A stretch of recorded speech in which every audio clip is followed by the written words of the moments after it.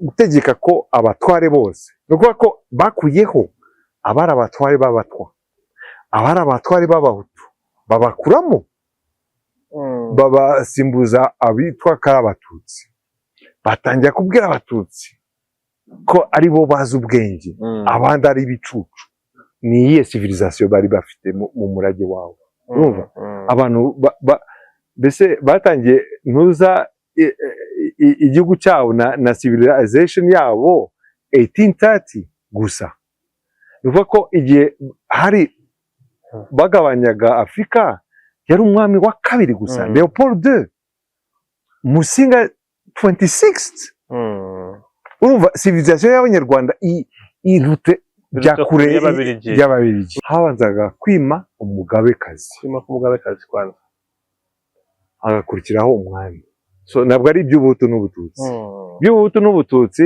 ko washobora wowe tuvuge kuri umututsi ukabyara abana ugasanga amaherezo umwe yaje kuba umuhutu undi umututsi kandi bose bakomoka ku muntu umwe urumva ariko nibyo nkubwira ni amoko yose mu Kinyarwanda niba uri umutsobe wowe tuvuge niba uri umututsi cyangwa uri umuhutu w'umutsobe umenye ko ari abatutsi n'abahutu n'abatwa bose bitwa karabatso urumva bose mu moko yose harimo abo bantu abahutu abatutsi n'abatwa bose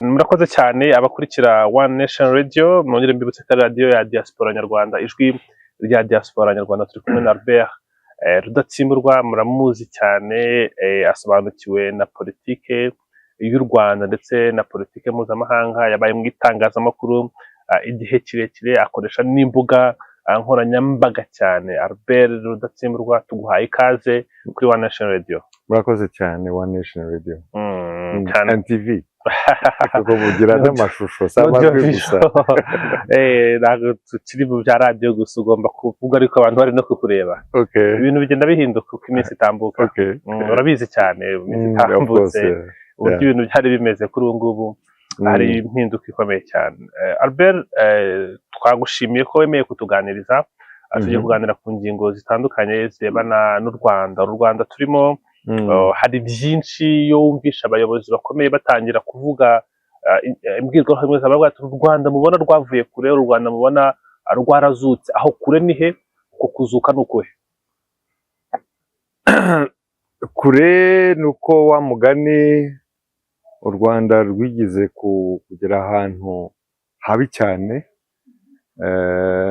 habi ku buryo byasaga nkaho bari rwaranapfuye uretse ko ari imyemerere kwemera ko umuntu ashobora kuzazuka ariko njye navuga ko ntabwo rwari rwarapfuye burundu twabonye rwanagize n'imbaraga rwo kongera guhaguruka ariko aho rwari rwageze ni ibintu byatangiye mu gihe cy'ubukoloni ibyo twaje kubona muri 1994 ariyo abantu benshi bibuka kariyo nayo igihe kiri hafi batangiye gupfa ku gihe navuga ko ari igihe twita ubukoloni igihe haje abanyamahanga batari abanyarwanda kandi baje gutanga imirongo y'ubuyobozi yo kuyobora u Rwanda mbese igihe Afurika yose yaje kumenya nk'igihe cy'ubukoloni aho niho byatangiriye so sinzi niba wumva nabisobanura ukuntu ari icyo gihe byatangiye hanyuma so urebye neza hari byinshi akenshi tutagifata tutanabyibuka neza nk'abanyarwanda kubera ko twamaze igihe kirekire bitangira ku gihe b'ababyeyi bacu kuko nibwo batangiye mbese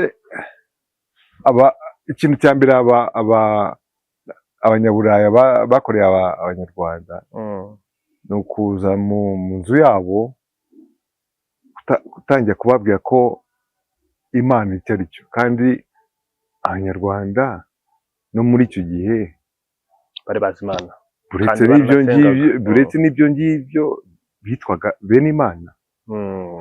Urumva yego mu gihe rero umuntu aje iwawe mu nzu yawe akakubwira ko Imana yawe atari Imana, ko Imana nyayo ariyo azanye kandi ndetse akakuzanira n'igitabo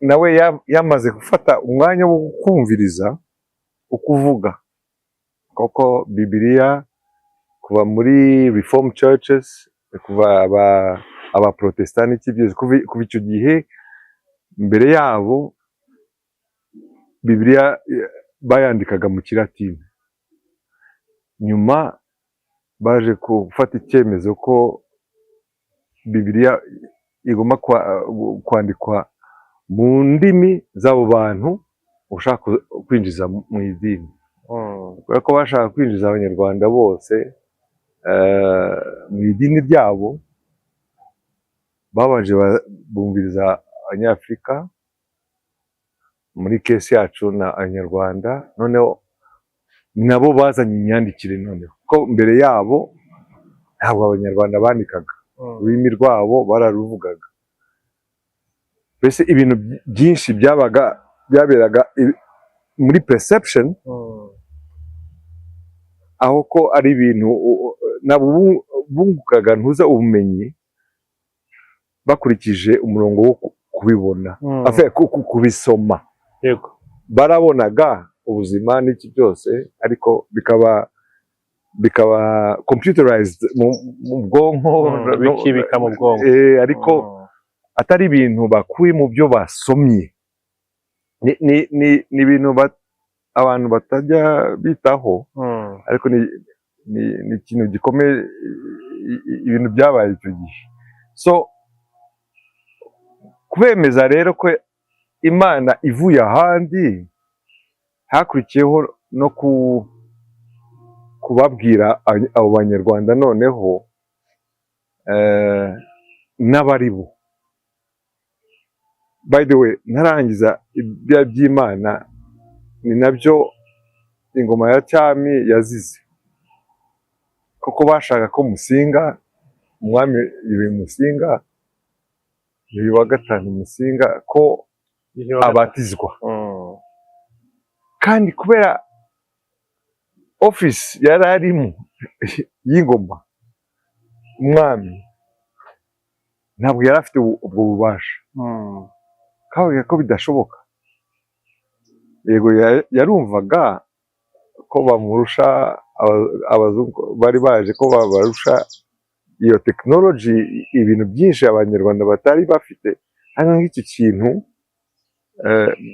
by the way ntabwo bize binakanga abanyarwanda, ntabwo bakanzwe na tekinoloji y'abazungu, ariko nk'icyo kintu batangiye noneho kumushyiraho pressure, bo bashaka ngo abatizwe kugira ngo babashe kubatiza abanyarwanda, nawe akababwira ati kubera ko umurongo uzaba utanzwe n'umwami bizoroha n'abandi kuwukurikiza, kandi no kumva ko yabategeka, akanababwira ko iki kintu atabishoboye, adashobora gutegeka abanyarwanda ngo binje mu idini ryabo, ko yaranababwira ati ni bene Imana nta kintu nabikoraho. So urumva nuko byatangiye, ariko kuri icyo kidini ni ikintu n'ubundi na n'ubu kigihari, iyo myemerere yaje na n'ubwo biracyahari kandi aracyashinze imizi, iracyanafasha mu mvugo zabo, bamwe bagihari n'uyu munsi bakavuga bati twabashije kumenya Imana turarokoka tuva mu murongo mubi uva mu bintu bibi bya gishenzi kutugana mu murongo mwiza ugana kwa Nyagasani. Urumva harimo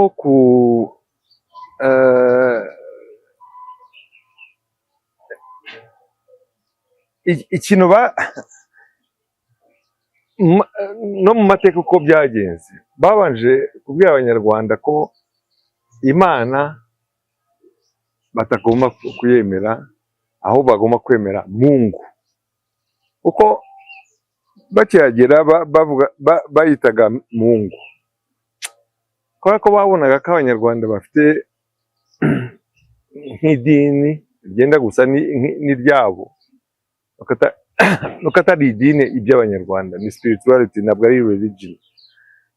Ariko iyo ni iyindi chapter mushatse rimwe tuzabiganiraho, ariko ni birebire. Ariko abazungu rero bakoresheje trick bati aho gushaka sinagira Mungu reka bafate Imana, ubwo ibyabo noneho babyitiye Imana. Byafashije no kubishyira mu mitwe y'abanyarwanda. Kandi rero religion y'abari abantu ihagaze ku kintu ko bahumiriza abantu ngo ntibababare cyane, kuko mu buzima barimo kuko bakwizeza ko hari ubundi buzima. Ni ukuvuga ko bagukoresha ibyo bashaka byose n'iby'ubucakara, ariko bakwizeza ko ntugire ikibazo, uzapfa uzuke. Hari n'abantu benshi baba bagutangaho urugero bababaye kugira ngo bagere ku byiza nyuma. Exactly. Urumva martyrdom, ibintu nk'ibyo, kuko niyo civilization niwo muco wabo imyaka irenze. Tukumvisha ko ugomba kubabara muri iyi si uri umunyafurika. Exactly. Nta n'umunyafurika gusa, abantu bose, abantu aho byaturutse, so byabaye kuriya bakumvisha ko uzemere ibintu byose bikubayeho kuri iyi si, kuko ibyiza biri imbere.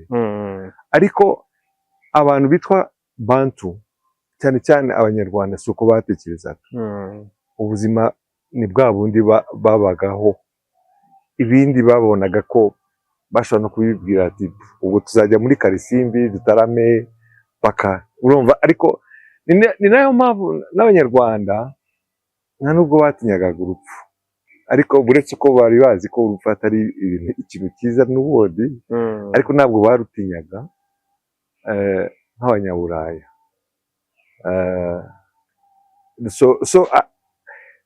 Rero iyo umuntu atangiye aho ngaho, nyuma ibindi byari byoroshye kubibashyira mu niyo mpamvu rero noneho icyo abanyarwanda bagomba kwibuka, wenda kuko bashobora kuba barabyibagiwe, yego, ariko urebye neza abanyarwanda ku ngoma ya Rwabugiri na Musinga, igihe abazungu bazaga, abanyarwanda tuvuge ko bari bamaze imyaka 1000 cyangwa irenge gatoya, ariko na mbere yaho hari ibindi bintu byatumye abantu mbese dukomokaho nk'abanyarwanda baje batangira icyo kintu mu mushinga wabo wiswe u Rwanda Kwanda. Urumva,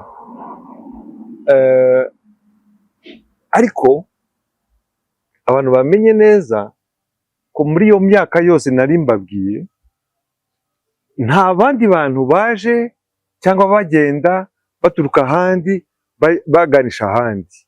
Ni ukuvuga ko abanyarwanda aho twasanze igihugu cyabo kiri hagati, mbese ibirunga byabaga hagati mu Rwanda.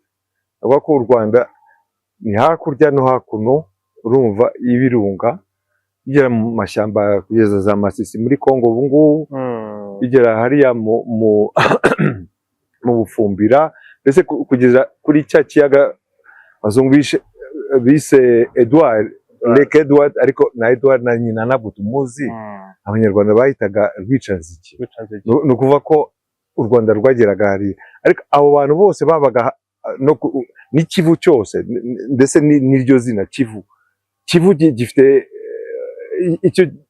icyo bivuga iryo jambo ni mu kinyarwanda ni kivu ni amazi menshi mbese nk'umuvu ariko none ni kivu twibuke ko turi landlocked turi hagati muri Afurika ntabwo tuzi za ocean inyanja zose Atlantic Pacific whatever ntabwo tubizi ariko kubona hari aho hantu mu Rwanda hari ikivu nyine so aho hose habaga mu Rwanda ariko tuvugiye ku ngoma ya Rwabugiri na Musinga umubare w'abanyarwanda yari 1,000,000 na gusa ariko gusa bari benshi mbese imbaraga z'u Rwanda icyo gihe ntabwo imyambi cyangwa amacumu cyangwa inkota z'abanyarwanda zarushaga tekinoloji z'abaturanyi umurundi umushi umunyankore ariko nabo bari bafite uburyo bwo kwikorera intwaro zabo kandi zimwe technologically twese twari hamwe ariko u Rwanda rukadominating kubera umubare w'abantu kubera ko baba bafite institutions muri society yabo y'abanyarwanda zatumaga tugira abantu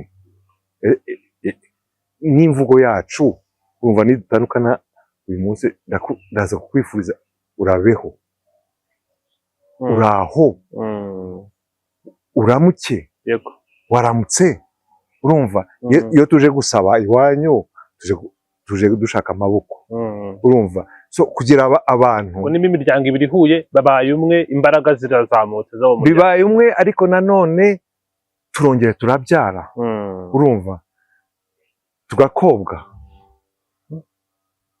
yakowe noneho abo abyaye bari mu muryango wanjye mu bwoko bwanjye kuko buriya bwoko ni bwa bundi ukura kuri so na kera bavugaga soko nk'uko bavuga nyoko niwe soko inkomoko y'ubwoko urumva ariko abanyarwanda abo bose ubwoko icyo gihe navuga ko ari iyo bise mu cyongereza clan ariko ugasanga kubera ko twashingiranye twese hamwe iyo myaka yose mbese abanyarwanda ni ubwoko bumwe ukoze na I'm sure kandi byaranakozwe at some point DNA tests uzasanga abanyarwanda bose abitwa kari abahutu abatutsi n'abato bose bagira isano hejuru ya 90%. Mbere y'uko abazungu bagera mu Rwanda abanyarwanda bari babizi ko ari ubwoko bumwe of course urumva iyo umunyarwanda yahuraga n'umunyamahanga yahuraga nawe ari umunyarwanda ari ubwoko bw'abanyarwanda n'abanyamahanga bari bazi ko tuvuge nk'abarundi bafite ubwoko bwabo n'abashi bagira ubwoko bwabo n'abanyankore bagira ubwoko bwabo ariko n'abagande baganda you know so abatoro n'ubwoko tukagira ubwoko bumwe nta muntu bari kuvuga ngo wenda akavuga ko ari umwega ari umutsobe ari umucyaba urumva gutya ariko w'umunyarwanda ubwoko n'ubw'abanyarwanda ariko ba bandi nyine baje kubabwira abanyarwanda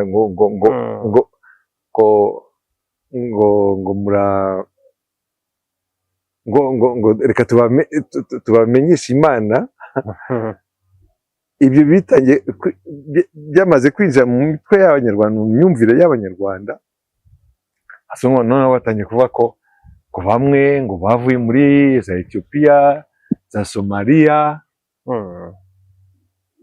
ariko donc batangiye noneho kugira ngo urabona ko ahandi hose aho babaga abazungu tuvuge Congo tuvuge Kenya tuvuge Uganda bari barakoze ibihugu ariko byari bitaraba n'ibihugu yari teritwari zabo ni koloni harimo amoko atandukanye kuri bo byari byoroshye kubategeka ntabwo kuyobora kubategeka kubera ko bashobora no kubateranya mu Rwanda rero kubera ko ntabwo bari bafite misiyo y'ubukoloni, yari protectorate. Ababiligi habanje kuza Abadage batinze, nyuma y'intambara y'isi ya mbere bahise bavamo, haza Ababiligi. Ababiligi rero bari bafite Congo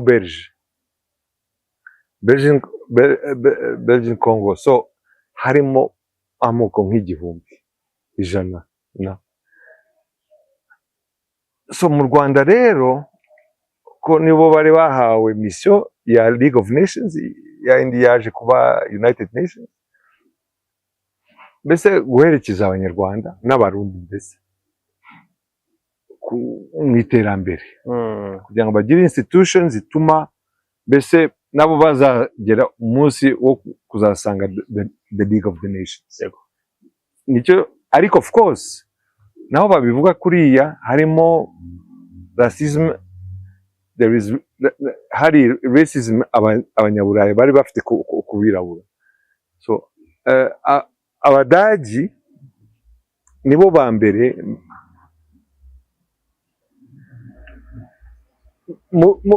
mu gihe twari turimo icyo gihe 19th century i Buraya, the leading scientific iterambere ya science yariko bikuyeho ibintu byari byanditse muri Bibiliya ivuga ko Mungu yaremye isi hanyuma n'abantu n'ibintu nk'ibyo.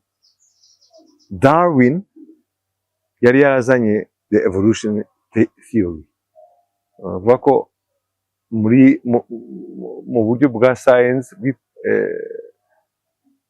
babona ko hari ahantu abantu bose ku isi hari aho bakomoka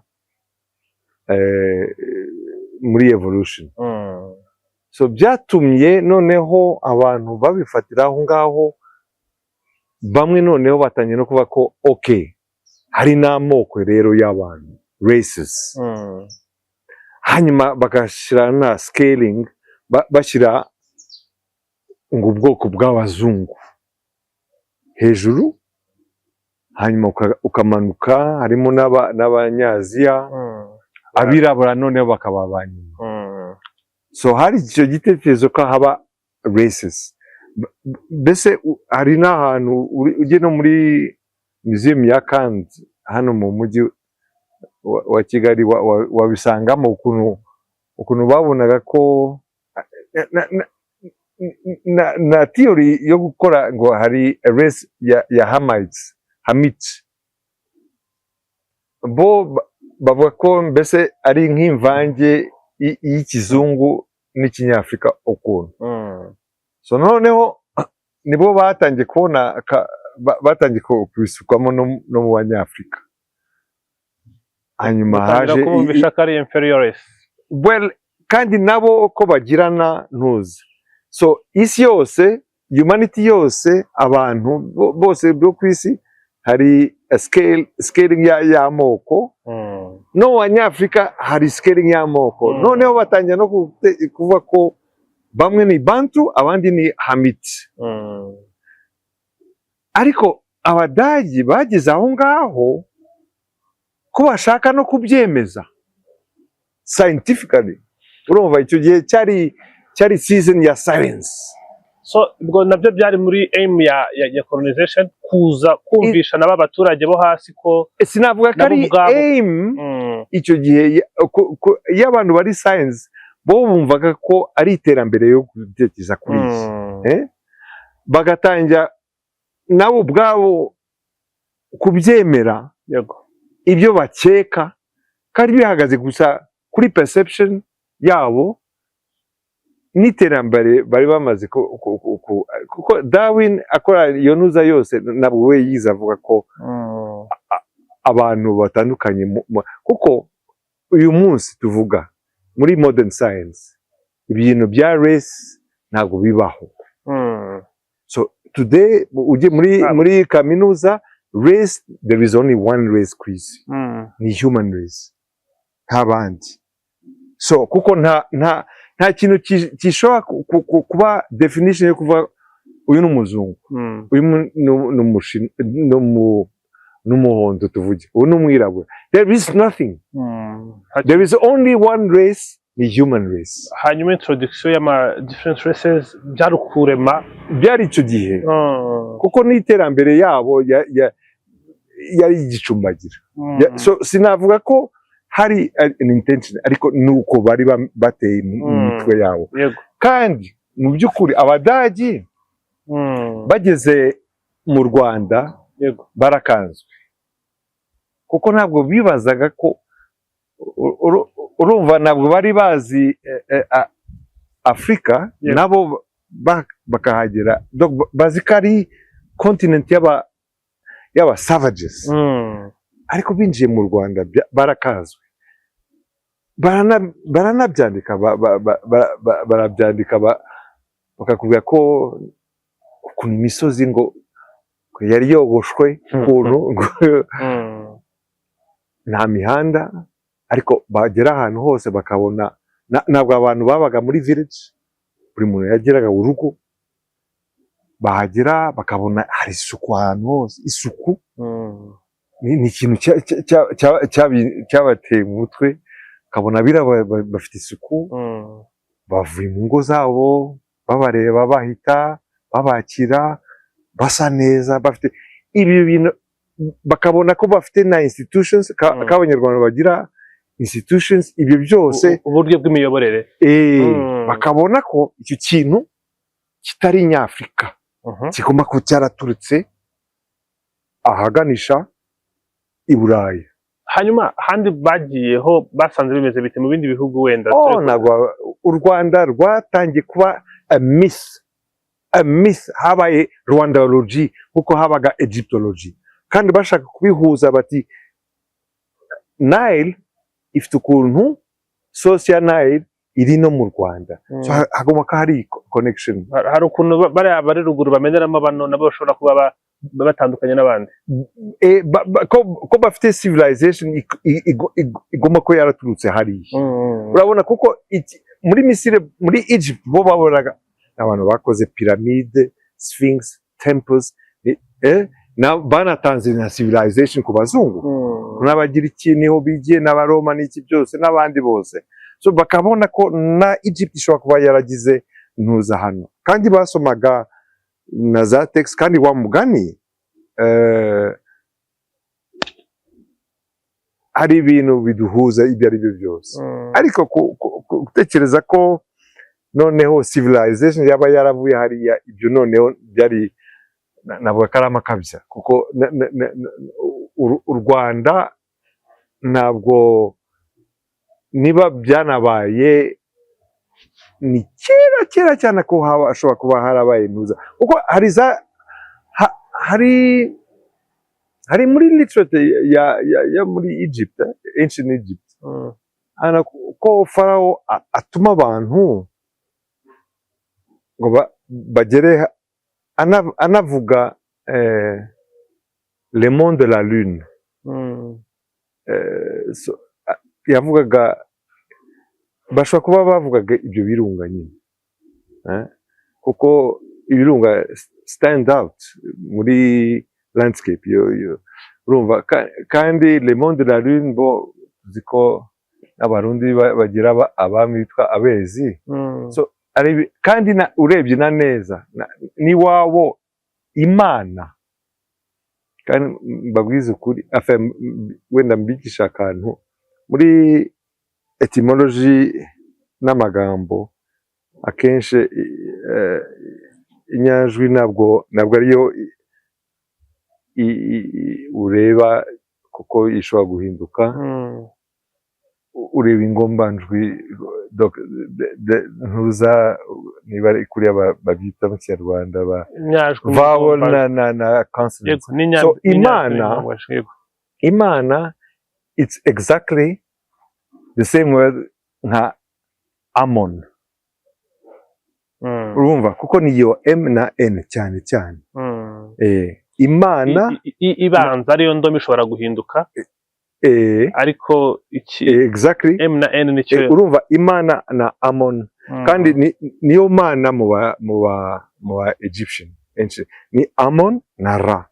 Ra ni nayo according to me niyo yabyaye Allah. Allah niyo bakuye na ariko Amon ni Imana urabona ari n'igihe tuvuge abantu bakuze gukoresha nk'ijambo bibaza ari igihe abantu bibaza kari Kinyarwanda kandi atari cyo impapuro urumva ni itirano n'urupapuro kandi papuro ni byavuye kuri papyrus byavuye kuri papier cyangwa paper ariko papier na paper byo byavuye kuri papyrus. Papyrus ni Kigiriki ariko original niyo muri Egypt. Muri Egypt bameze nk'abanyarwanda ntabwo bagira pa, ntabwo bo bavuga papyrus, bavuga babyrus. Yego. Ariko natwe tuvuga ikibabi. Urumva ikibabi twebwe turi close. Nayo mpamvu njya nibaza kuki abantu bagiye gutira papuro kandi dufite ikibabi. C'est la feuille. Urumva ni ikibabi ni babyrus. Urumva twe turi hafi ni nk'ibyo nakubwiraga by'Imana. So anyway ibyo byose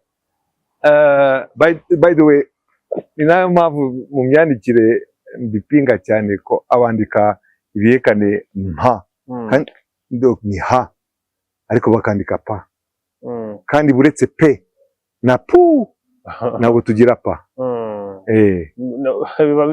Ijambo pa riba ahantu hakeye ntabwo iyo sound ya pa ni pe na pu. Buriya pa zose tuvuga ubu ngubu mu Kinyarwanda zavuye kuri padiri ko niwe waje ku ipikipiki bakujyana muri paruwasi bakwigije penitensiya uzagere muri paradisiyo uhure na papa byose papa ni za padiri.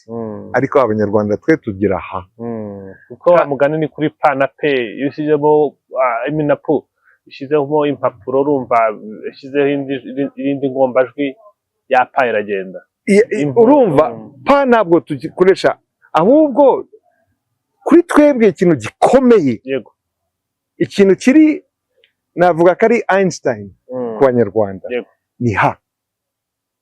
Ni ikintu gikomeye cyane kuko ha ni time and space kuko ni hano ni hanze ni hambere ni hanyuma ni hose mu gutaha ni mu ha bura. Urumva hari ikintu gikomeye cyane ku banyarwanda. Ariko rero niyo mpamvu ari stupid kwandika igihekane mpa ukandika pa uhita uhisha kuko ubumenyi ubu ngubu kuva dukura ubumenyi mu byo tureba dusoma ku banyarwanda rero urabahisha. Urumva mu Gifaransa uzandika donner don ukahita ubona isano give gift ariko nta mwana w'umunyarwanda ushobora kwibona ko impano ari uguha ko yandika impano. So psychologically ntabwo abona connection ariko mu Gifaransa arayunamuza. So niyo kenshi impamvu n'imyandikire yacu akenshi dupfa kwandika kuko tuzi ko dufite imyandikire ariko iyo dutangiye gukora ibintu biri intellectual ukoresha Igifaransa cyangwa Icyongereza kuko iyo transmission of memory yabonye obstacle mu myandikire. N'abanyarwanda rero bakunda ururimi rwabo ko hari igihe bibaza ko iyo winduye imyandikire ubu yindi Ikinyarwanda kuko bakunda ururimi rwabo ariko icyo batabona ntabwo intellectually bakora iyo distinction ko ururimi ni rwa rundi tuvuga. Imyandikire is just convention yuko symbolic tugira tangible kuko imyandikire niyo yatumye nibura ushobora kukubwira ikintu tutanabonanye nka kwandikira. Nzaba narapfuye abazaza nyuma bakabona icyo navuze mu nyandiko. Hanyuma icyo nakibaza guhindura ibyo byose, uburyo abanyarwanda babagaho, uburyo abanyarwanda batangagamo ubutumwa bwabo, hari icyo byafashije mu kubagabanyiriza intege na bwa buhangange bwabo?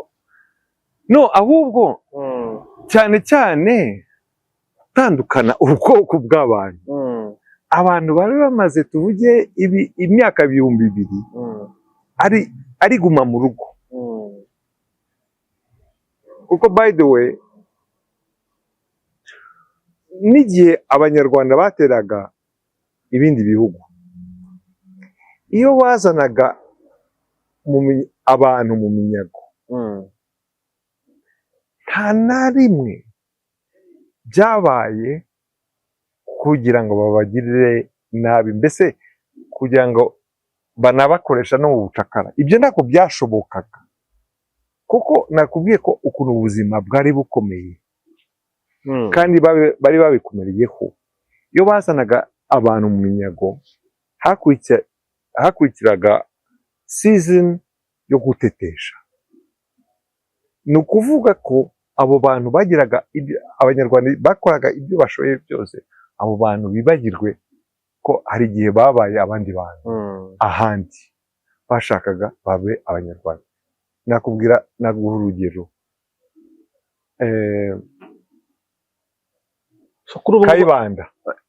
Kayibanda ise yari umushi, ubwo yaturutse hakurya mu Bashi. Ni nanka wanjye wari ushinzwe kumukira umunyarwanda, watwaraga mu Kinyaga, urumva? So perezida wa mbere w'u Rwanda nyuma y'ingoma y'abazungu y'ababirigi, ise yari umushi, aje kuyobora, aje kuba perezida w'igihugu cyari kimaze imyaka 2000 ari nation y'abanyarwanda. Kandi abantu bajya banabyibazaho, ari abantu bajya basoma ibintu kubera iyo literature yaje muri icyo gihe. Abantu bavuga ngo bamwe ni bantu, nta bantu nk'abanyarwanda. Already babifite no mu rurimi rwabo. Abanyarwanda bitwa abantu, ukabona umuntu, urumva ni ikintu cyawo. Mbese nta bantu nk'abanyarwanda n'abarundi twese hamwe. So byo kuvuga ko ngo bamwe n'aba Nilotic, it is stupid, kuko nizo denomination hari abantu bibaza ko ari physical. No. Ibyo byaragarutse muri iyi minsi, turaza no kubigarukaho. Hano hakurya bari kuvuga muri East Africa, twumvikana n'abantu, ntabwo twumvikana n'Abanilotic barimo Rwanda, Uganda n'abandi bari muri uwo murongo. So ikintu kugira ngo ntatinda no mu makorosa, yego, ubwo burozi rero bwo gutandukanya umuryango, ubwoko bw'abanyarwanda, kubashyira mu bice, bitangira noneho ku bazungu. Abadagi ntabwo bahatinze, ariko nibo bazanye icyo gitekerezo k'abanyarwanda ari amoko atandukanye. Hari abitwa kari Abatutsi, hari n'Abahutu, hari n'Abato. Yemwe nuko hano ntabifite hafi, ariko hari ishusho najyaga mbona ari ibintu bashushanyije ku ngoma y'Abadagi yerekana ngo Umututsi, Umuhutu n'Umutwa. Wareba foto original yayo, abantu barasa, benda no kureshya, ariko Umudagi yakuyemo ati akagira agatutsi karekare, Umuhutu n'Umutwa. Kandi wabona foto original ndayifite, narayibonye nayo, yarabonetse.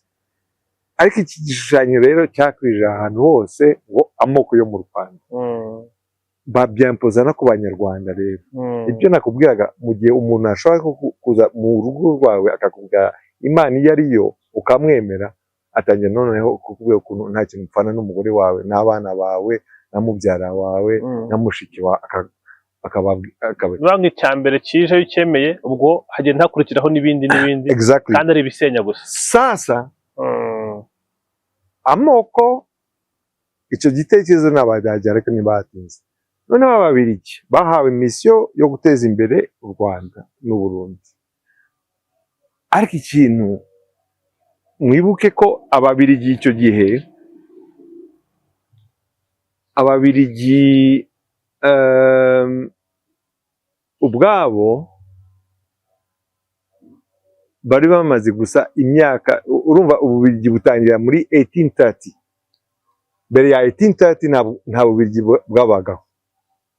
So iyo entity yitwa Ububirigi nibwo buhawe mission ya League of Nations yo kuduherekeza. Mbere 1830 Ububirigi ntabwo bwabagaho muri Afurika cyangwa ku isi. Kandi nk'igihugu wambwiye ko Kongo yari ifitwe na yari Kongo mbirigi. Yes, urumva 1830 abarafite Kongo bari bavuye he? 1830 no urumva kugabanya Afrika yabaye 1885. Oh, sorry, 18 ntaga 19. Yes. Okay, I was lost. So Ububirigi ni 1830. Umwami wa mbere ni Leopold I, uwa kabiri ni Leopold II. Leopold ubwe yarashinzwe iki, ntabwo no mu muryango we ntabwo ari abantu ufite ntuza lineage y'abami, n'abantu baje kuba abami accidentally. Leopold I bamukuye mu Budage muri Saxe Coburg Gotha, iyo ntara ni Korea yitwa. Yari mubyara wa the royal family Battenberg yo mu Bwongereza, kuko the royal family yo mu Bwongereza ikomoka mu Budage. Yes. So bitwaga Battenberg. Nyuma y'intambara y'isi Battenberg baje kugira Mount Batten, bagira mu Cyongereza Berg and Mount. Berg ni mu Kidage, Mount ni mu Cyongereza. So ariko rero nyuma yuko Abongereza batsinze Napoleon 1815, ako karere kabaga hagati y'Ubuholande n'Ubufaransa abakatolika, kandi bari baragiye mbese baramizwe, bari basabye Ubuholande bujera aho hantu, ntibagire uko bumvikana ko bamwe n'abaprotesta abandi bakatolika. Ako gace noneho niko bavuye bati mwigenge, ariko ari Abongereza babikoze. Abongereza nibo bakoze Ububirigi. So ni nabo noneho bashatse umuvandimwe wabo ababere. Kwanza umwami w'Ababiligi ntabwo yitwa ko ari umwami w'Ububirigi, yitwa ko ari umwami w'Ababiligi, biratandukanye. So Leopold II niwe yabonaga ku gahugu nta hantu gahagaze, niko niwe ari mu bantu batangiye noneho exploration. Kandi Abanyaburaya icyo gihe bumvaga ko bafite uduhugu duto, kandi bari batangiye kubona uburemere bwa USA, kuko none muri 19th century urabona igihugu kiva kuri Atlantic kikagera kuri Pacific, Canada, Mexico, ni dogri Buraya ugakuba nk'inshuro nka zingahe. Abanyaburaya noneho karibo bumvaga karibo badomina isi, noneho babonaga ko cya gihugu icyo kibarusha bose, kandi aribo bakiremye. Cyaje kwirema ariko biturutse iwabo wa mugani. So turiya duhugu twose rero barebaga Afurika bati noneho nabo bagire icyo mbese owninga, twagura ingano exactly. Nuko batangiye ni kuri Leopold yohereje abantu bamupimire bamurebere, nuko bari barakoze ibintu. So Berlin niho 1885 abantu bari bahari, ntabwo bize bagera muri Afurika, ntabwo bize banahagera na nyuma iyo nama yayo ya conference. Ariko bafashe map bari bafite n'iki byose, ntabwo bagabanya, nubwo bize bareba abantu babamo, nta kintu byari bibabwiye, babibonaga nk'ubukungu gusa potentially. So bafata map baratrasa, niba bashushanyaga umurongo ahantu, niba hari ubwoko aho ngaho bamwe bakagwa mu Babirigi abandi bakagwa mu Badage iki nta kintu byari bibabwiye.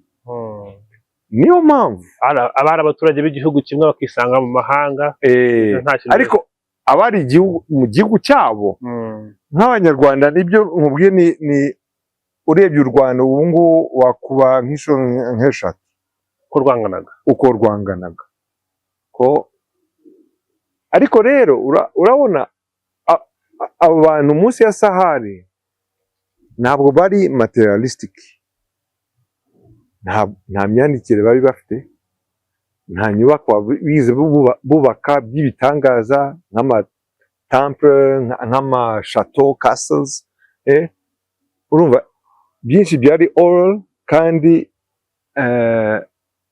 ntabwo mbese ahandi uzamutse Sahara so Mediterranean, Iburaya, Middle East kugeza muri Aziya ni umugabane wo ku isi ko kuva kera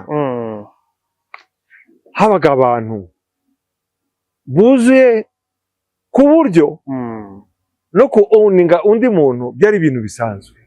Kujyana abantu mu bucakara no byari ibintu ewana byoroshye. Ni nayo mpamvu bafite amadini kugira ngo babwire abantu ni muhumure ibyiza biri imbere, ariko ubu ngubu kora akazi k'ubucakara ubeho ubuzima bw'ubucakara urumva ariko wemere Albert birumvikana ibyasenye ubunyarwanda ni byinshi ariko noneho komoza ku mazina tuzi yagize uruhare noneho mu kubishyira mu bikorwa ukomoze kuri introduction aho ngaho rero Ababirigi baje urumva hari ibintu byinshi noneho bumvaga ko bagomba gukorera Abanyarwanda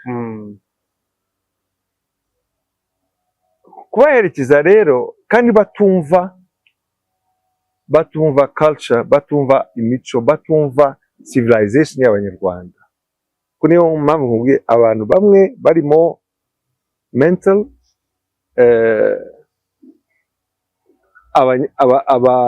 Abanyaburaya bo sosiyete yawo yari ishinzwe ku bucuruzi na exploitation n'ubukungu na greed.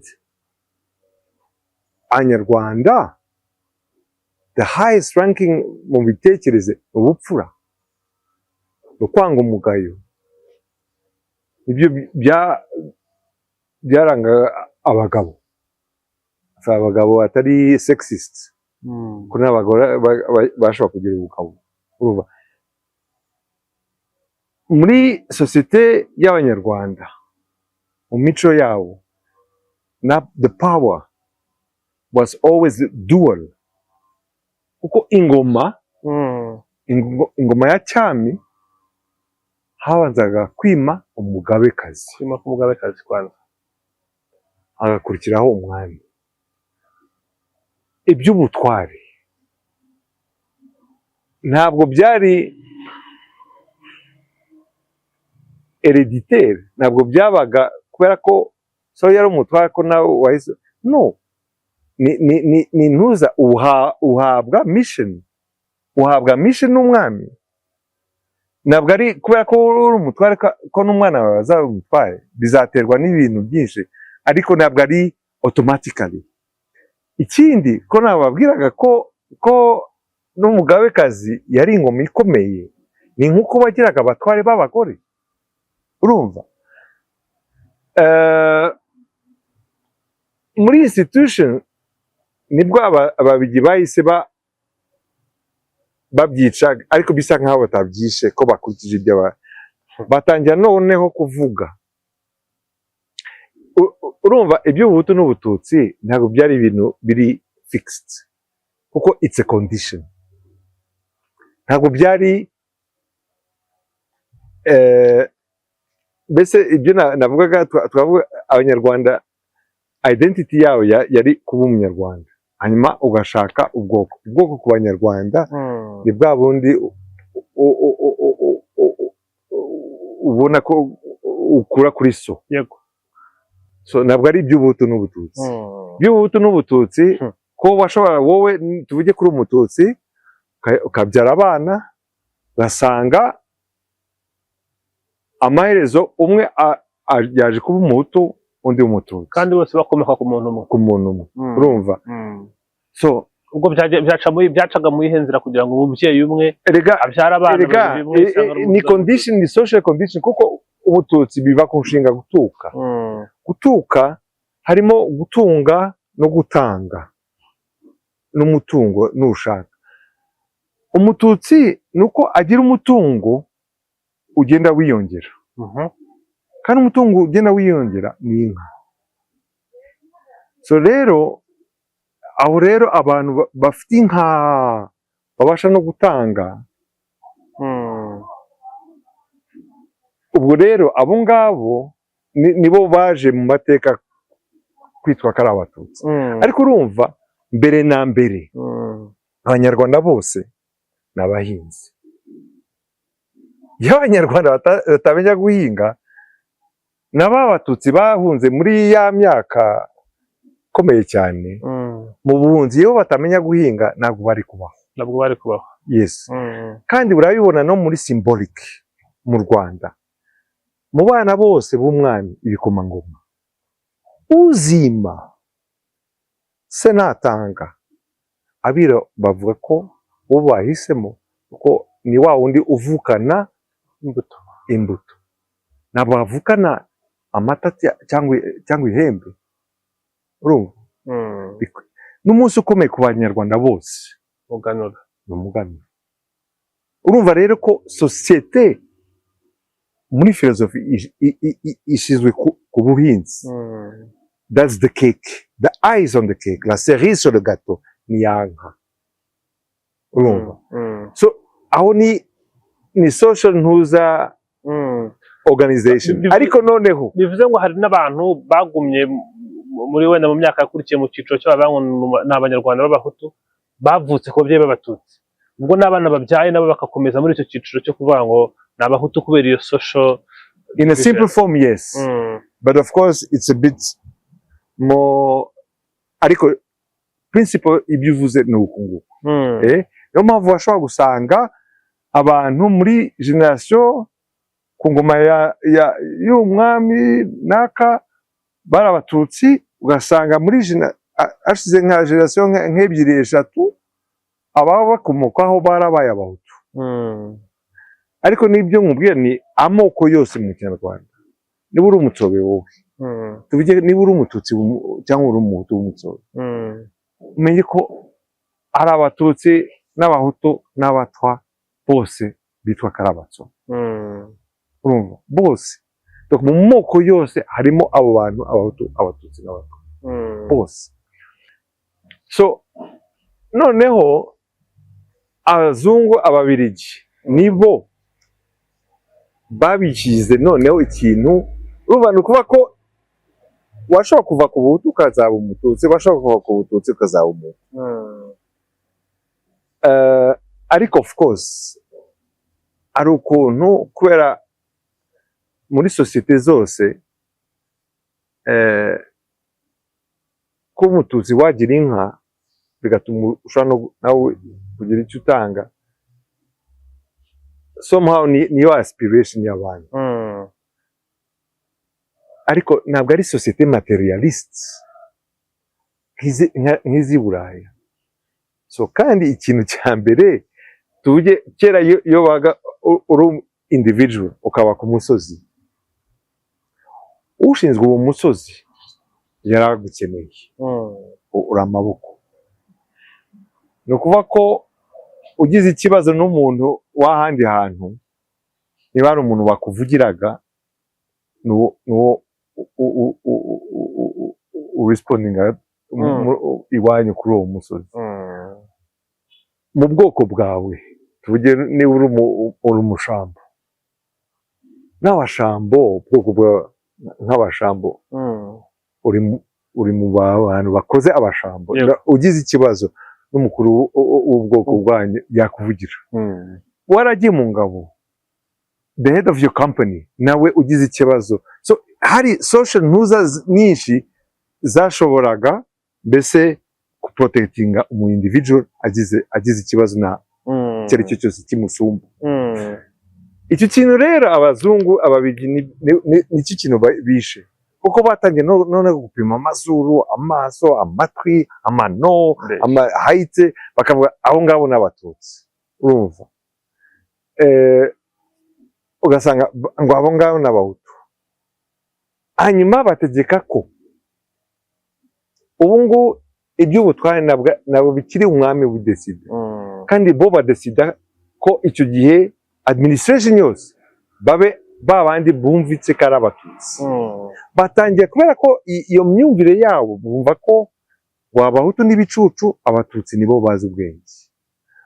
Rero kugira ngo babateranye, let me just not make the process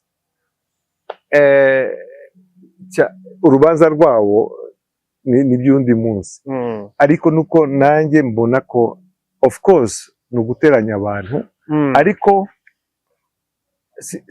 simite mvuge kuri intention, reka mvuge facts uko byagenze. So bishobora kuba ari na limitation zabo zo kutumva, kuko ndakubwira nabo ngabo baje ni iyihe civilisation bari bafite mu murage wabo, urumva abantu mbese batangiye ntuza igihugu cyabo na civilization yabo 1830 gusa. Bivuga ko igihe hari bagabanyaga Afurika yari umwami wa kabiri gusa, Leopold II, Musinga 26th.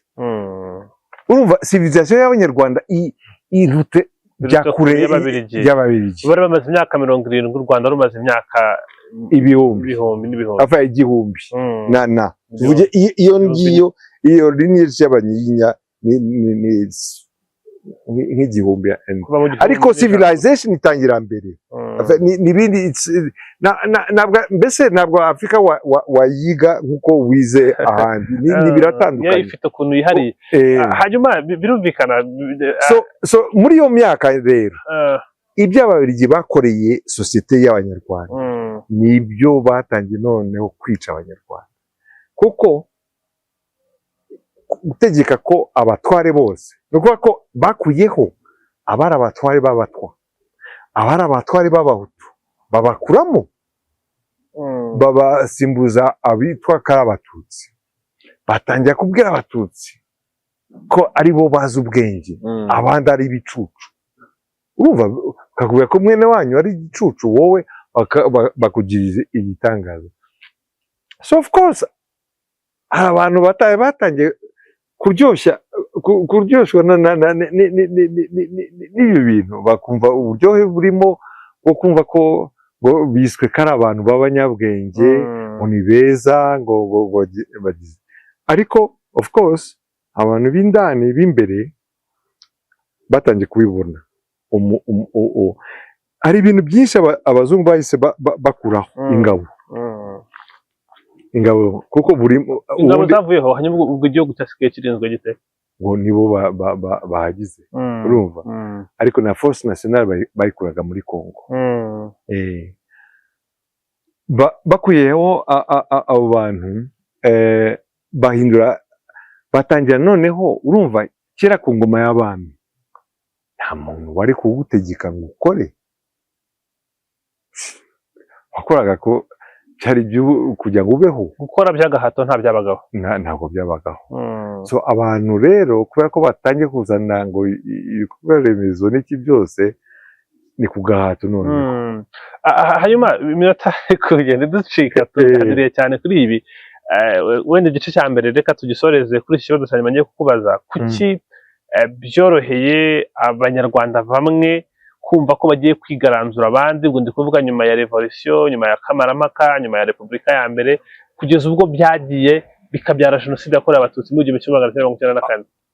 Kugira ngo tubihe agaciro mu kiganiro cyacu, umva wenda ubu nashinze mbese nakweretse imizi yego y'ahantu twaturutse, ahubwo nakusaba ko tuzakomeza ikiganiro, kuko kubivuga huti utagiye muri izo details hari byinshi usimbuka kandi ari byinshi mumaze n'abanyarwanda bamaze kumva ariko akenshi kubera ko ari ibice ntabwo bisobanukiwe neza bituma basobanukirwa so icyo kintu uko nakubwiraga ko abo bantu bose bari bafite inkomoko mu banyarwanda ariko nk'uko nakubwiraga hageze ahantu rero abo bantu bari baragize ngo nibo bategetsi urumva ntabwo bakibaye abayobozi babaye abategetsi ariko munsi yabo habaga umuzungu kiliziya noneho abanyarwanda so umwami ni nkaho bashakaga ko ntagire ijambo avuga nayo mpamvu bakoze kudeta bakuraho Musinga bimika Rudahigwa niwe mwami wenyine mu mateka y'u Rwanda wimitswe n'abazungu mutarabiru so bashyizeho abiru ubundi twigiye tumenya amakuru y'uwo bari bateganyije uzasimbura Musinga ntabwo Musinga yagomba gusimburwa yarakiriho amaze gutanga no ariko yatanze ari hanze baramukuyeho urumva donc urumva ntabwo urumva so ariko abantu nuko bishakiye umwami wabo urumva bamugize mu kirisitu baramubatije u Rwanda rwegorera kiliziya ariko rero batangira noneho kuzana kubera ko babonaga ko abatutsi nanone abo buvaga ko ari abatutsi kubera Rudahigwa amazi arashyuha ntabwo yibagirwa iwabo wambeho amaze kubona n'umukino w'abazungu barimo atangira noneho n'imfura zo mu Rwanda gutekereza ukuntu bakwiye kwikuraho abazungu kuko bafite n'ubwo bushobozi kuko ntabwo bari ubukoloni so chapitre ya mbere twarangiza aho ngaho muri icyo gihe rero abatutsi nabo bari batangiye navuga abanyarwanda bari batangiye kubona umukino abazungu barimo babirigi kandi muri uwo mukino harimo ko abazungu bari batangiye kurema storyline itabaho bafata abana b'abanyarwanda harimo na Kayibanda ariko bafoma mbese bigisha muri za seminari zabo batangiye kubashyiramo hagati aho ikintu gikomeye nari ntangiye kuvuga banciye mu ijambo iby'agahato urumva nk'uburetwa ntabwo ari ikintu cyabayeho nk'uko twabibonye ku ngoma y'ababirigi travaux forcés ni ukuvuga ko umututsi rero iyo yahabwa kuko iyo ID yakozwe n'ababirigi umututsi rero icyera yagomba gukora no gutanga imisoro kubera inka ariko waba umuhutu ukajya muri travaux forcés so urabona rero ko icyo kintu bakoze muri societe itabagaho bitangiye rero gutandukanya abanyarwanda nk'abantu nk'ari ubwoko bumwe ikindi kintu rero abapadi batangiye n'abayoboraga icyo gihe batangiye kubona ko abanyarwanda bo bidatisha nk'abatutsi ko batangiye kuvuga ko bashaka kwigenga nibwo abandi batangiye kuzanamo muri abo bantu bafomye muri za seminari zabo ko abahutu ni exploité ngo bari bakandagirwa n'abitwa kari abatutsi byose bakoresha kiliziya so hari ukuntu noneho banasohoye ngo manifeste hutu bashaka kwigana kuvuga nk'ibyabaye muri French Revolution Française ko mbese abantu bo hasi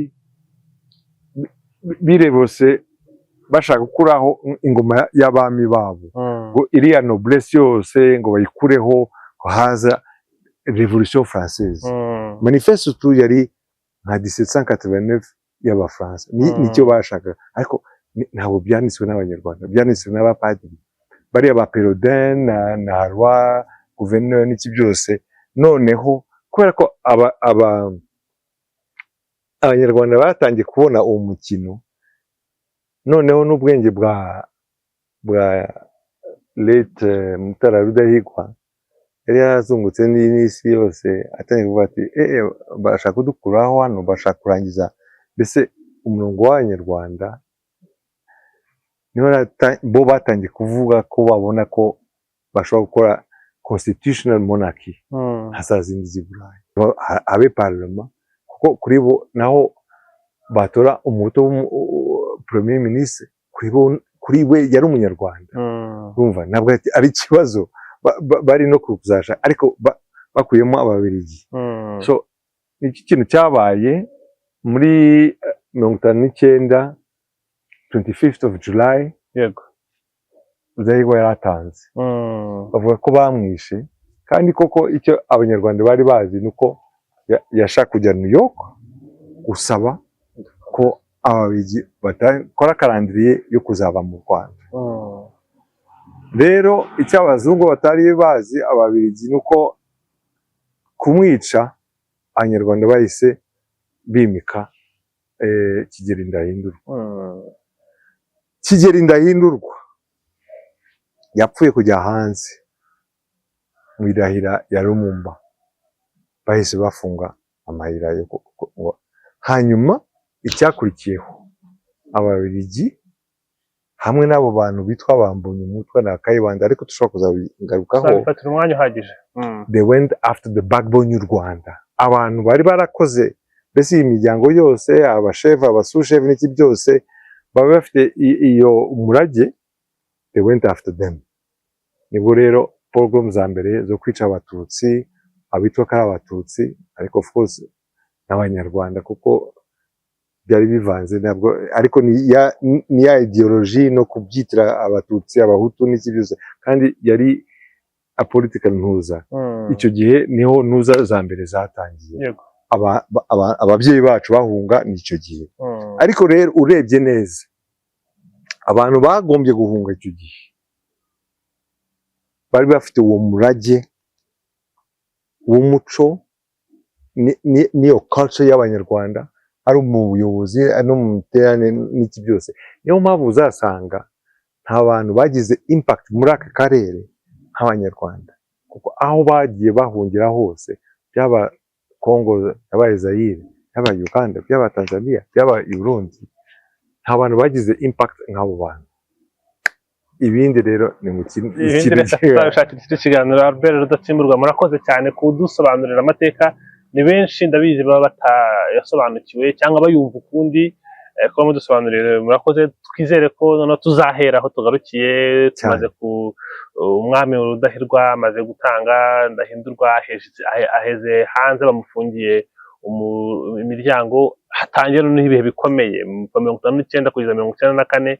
Ni imyaka 30 mibi cyane u Rwanda rwagize. Tuzareba ibyabaye muri iyo myaka kugeza ubwo ibya jenoside yakorewe Abatutsi. Icyo na proposal nuko ubutaha tuzahera aho ngaho iyo myaka ya nyuma, kuko niyo ubwo imyaka ya nyuma yari hagati mbere ko bahunga ibintu bicika. Noneho uko bagiye mbese babitegura, kuko biriya byose bya Parmehutu na Hutu Tutsi uko babiteguye, kuko icyo kintu ni nacyo kinaturya n'uyu munsi. Ingaruka yabyo iyo mizi neza urumva, hari byo navuze bagiye bakora, ariko noneho muri iyo myaka kuva muri 50 kugeza 60, iyo myaka yose uko za fazi zose ibyo bari barateguye. Murakoze cyane. Murakoze nawe.